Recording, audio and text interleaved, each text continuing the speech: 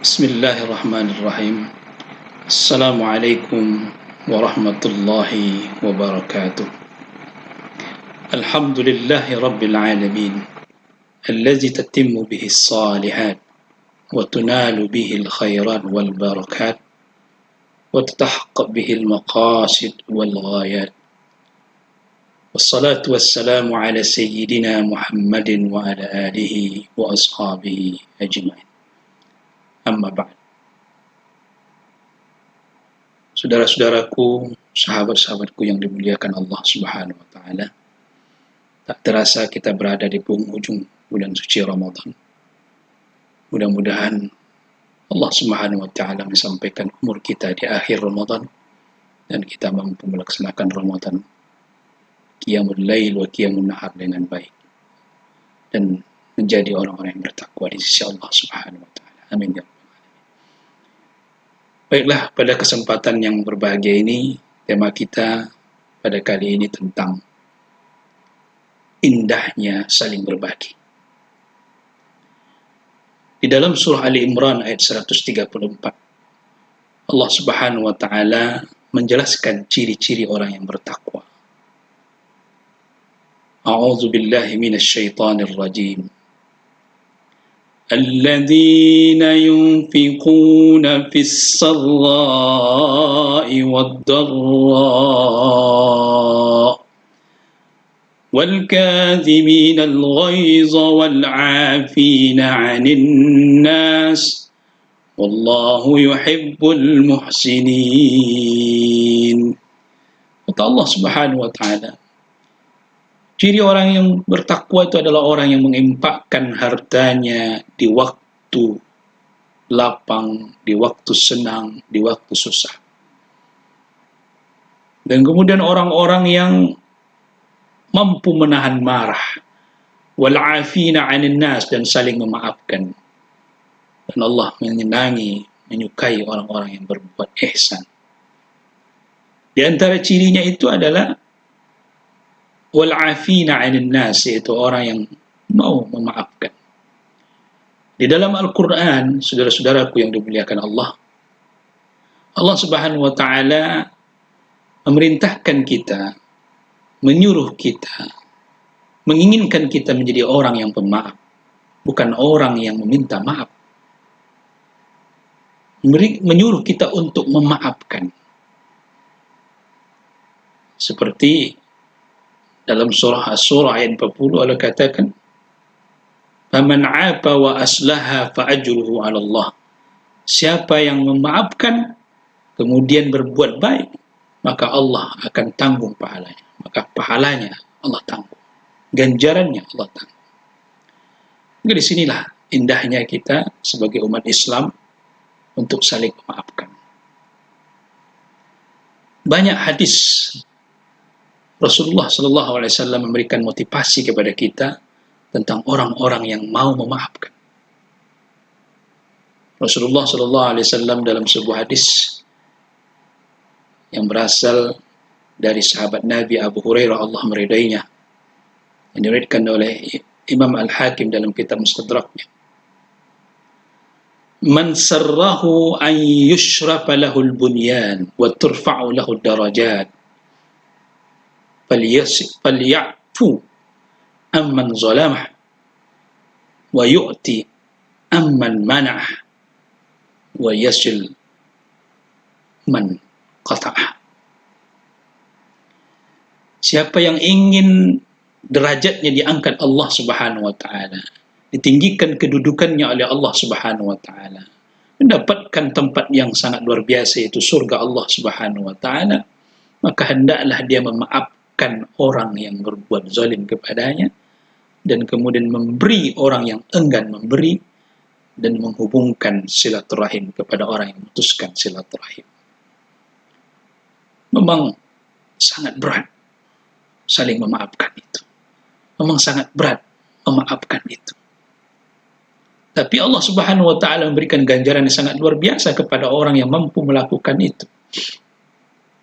Bahkan Rasulullah sallallahu alaihi wasallam mengatakan, "Salasun uqsimu la alaihinna." Ada 3 yang aku bersumpah kepadanya. Dan tiga ini sangat luar biasa. Manaqasa malu sadaqatin. Yang pertama, tak pernah berkurang sedekah orang yang berinfak. Yang kedua, ma zadallahu 'abdan bi'afwin illa 'izzan. Allah tidak akan mengangkat, menambah satu hamba akan derajatnya kecuali karena orang tersebut mampu memaafkan. Wa man tawadda'a lillahi rafa'allah. Dan siapa yang tawaduk karena Allah Subhanahu wa taala, maka Allah angkat derajatnya. Maka sangat luar biasa sifat mau memaafkan ini. Saudara-saudaraku yang dimuliakan Allah Subhanahu wa taala, memang siapa yang mampu ketika ia dicela, ketika dia hina, ketika dia dizalimi, ketika dia disakiti, Marki pasti watak dari karakter sebagian manusia atau banyak sebagian kita ingin membalas celaan itu, ingin membalas hinaan itu. Tapi seorang manusia terbaik, Rasulullah SAW, mengajarkan kita prinsip-prinsip memaafkan. Mengajarkan kepada kita bagaimana indahnya memaafkan itu, sehingga ukhuwah kita tetap terjaga. Dalam sebuah hadis yang diriwayatkan oleh Imam Abu Daud dalam sunannya, dari sahabat Nabi Jabir bin Sulaim, Allah meridainya, Rasulullah SAW pernah mengatakan, wa in imra'un syatamaka wa ayyaraka bima ya'lamu fika fala tu'ayyirhu bima ta'lamu fihi fa innama wabalu zalika alaihi. Jika seseorang ada yang menghinamu, ada yang mencacimu, ada yang menjelekmu, dia tahu tentang engkau, fala tu'ayyirhu, maka jangan engkau balas juga untuk menjelekkannya. Wa anta ta'lam fihi, dan kau juga tahu tentang dia itu. Fa innama wabalu zalika alaihi, biarkan ia menanggung dosanya. Luar biasa saudara-saudaraku yang dimuliakan Allah Subhanahu wa taala. Begitu indahnya Islam, begitu indahnya ajaran Islam. Dengan kita saling memaafkan, maka muncul yang namanya derajat, yang muncul yang namanya ukhuwah tetap bertahan. Datang hal-hal yang bermanfaat bagi kita. Allah Subhanahu wa taala menyayangi kita. Maka orang yang mampu melakukan ini bukan orang sembarangan. Hanya orang-orang yang sabar, kata Allah Subhanahu wa taala, yang mampu membalas kejahatan orang dengan yang baik. Itu adalah orang-orang yang sangat luar biasa, orang-orang yang sabar, kata Allah. Allah katakan di dalam surah Fussilat ayat 34-35. A'udzu billahi minasy syaithanir rajim. Wala tastawil hasanatu wala sayyi'ah.